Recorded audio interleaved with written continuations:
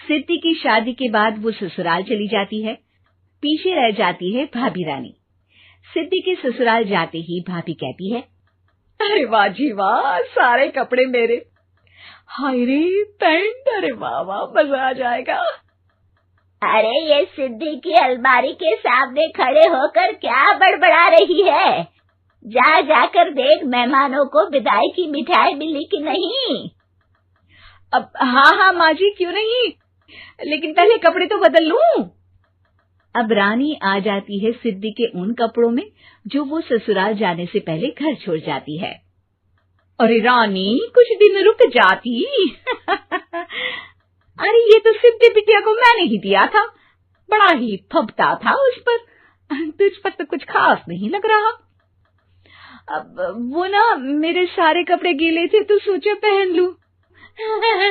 वैसे भी सिद्धि को कौन सा दिन पुराने आउटडेटेड कपड़ों को पहनना है। वैसे भी ये सूट तो मैंने तभी पहना था, वैसे खास है भी नहीं ये। हाँ ठीक है, लेकिन ना मेरी सिद्धि पर तो जमता था। सारे मेहमान चले जाते हैं और सिद्धि ससुराल से मायके पहली बार आती है। अपना घर, अपना कमरा, अपनी अलमारी। ये बोलकर जैसे ही सिद्धि अलमारी खोलती है तो सामने उसके कपड़ों की जगह कुछ और ही रखा होता है। माँ, ओ माँ, जरा कमरे में तो आना। सास और रानी वहां पहुंच जाते हैं। रानी ने पहनी होती है सिद्धि की जींस और टी शर्ट। अरे भाभी, ये क्या? ये तो मेरी बड़ी ही महंगी टी शर्ट है, इसे आपने घर में क्यों पहनी है? अरे बहुत मिलती है दीदी ये चौक की मार्केट में, 150 में। ओ भाभी प्लीज, ये एरोपोस्टल है, 2000 की एक टी शर्ट। ओहो, 2000 में तो दीदी 4 साड़ी आ जाए। अब क्या बोलूं? भाभी, ये मेरी अलमारी में छोटू के कपड़े, तो मेरे कपड़े कहाँ हैं? मेरी अलमारी में? अब दीदी आपको कौन से पुराने कपड़े पहनने थे? माना भाभी, लेकिन मैं जब घर आती तो यही सब पहनती ना। अरे तुम तो बड़ी कंजूस हो दीदी। खैर, वक्त आता है जब सिद्धि ससुराल के लिए रवाना हो रही होती है। अरे रानी, अंदर से सिद्धि का गिफ्ट ले आ, लड़की पहली बार ससुराल से मायके आई है। रानी अंदर जाती है और एक सिंपल सी साड़ी लेकर बाहर आ जाती है। ये लीजिए माँ जी। सास बेटी को गिफ्ट देकर ससुराल भेजती है। अगले दिन रानी एक सुंदर सी साड़ी पहनकर सामने आती है।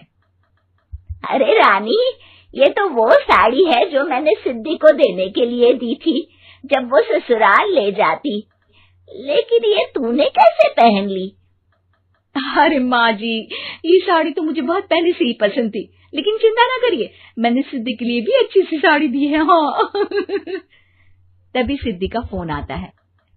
क्या माँ, कुछ अच्छा तो दिया होता ससुराल ले जाने के लिए। अरे पहले दिखा दिया होता। ये चमकते हुए पैकेट में नौकरानी वाली साड़ी मत दिया करो माँ। अरे बेटे, वो तेरी भाभी ने ना गलती से उससे पैकेट बदल गया। हाँ, मैं कल ही तेरे भाई के हाथ से तेरा वाला पैकेट भेज दूंगी। अरे रहने दो माँ, आई एम श्योर भाभी ने अभी वही साड़ी पहनी होगी जो तुमने मेरे लिए रखी थी। तुम तो समझ नहीं पाई उनको। खैर छोड़ो, मैं ज्यादा बोलती अच्छी नहीं लगती, रहने दो, आपको उन्हीं के साथ रहना है, फिर बात करेंगे। सास को रानी पर गुस्सा आ जाता है। वो उसके कमरे में जाती है जहाँ वो शादी का एल्बम देख रही होती है। रानी, मार्केट जाकर एक ऐसी ही साड़ी लेकर आ, कल प्रतीक जाकर सिद्धि के घर दे आएगा।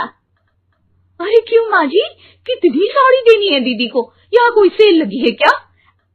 अरे चुप कर, मेरे बेटी के हिस्से की साड़ी खुद पहन ली, अब ज्यादा ज्ञान बांट रही है।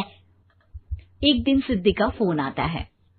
माँ, मेरी सास ने आप सबको खाने पर बुलाया है। सारे लोग सिद्धि के ससुराल पहुंचते हैं। खाना खाकर वो लोग निकल रहे होते हैं कि सिद्धि की सास सभी को गिफ्ट देती है।